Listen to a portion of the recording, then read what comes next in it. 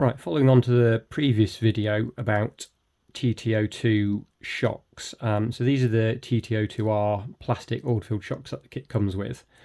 Now I've been playing around with the shocks to get the right droop setting, which is the amount of up travel the car has kind of at its maximum setting.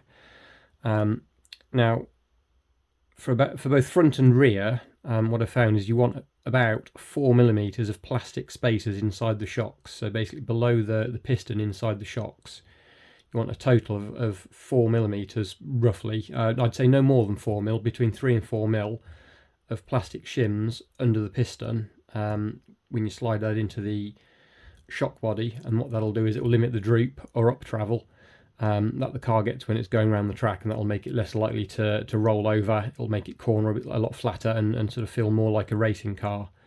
When assembled, that will give you shocks that are about 50mm centre to centre. So once you've screwed the top cap and the bottom caps on, with that 4mm inside the shock, you should have roughly a shock that is about 50mm between the two centres, so kind of eye to eye. There we go, give or take about 50mm.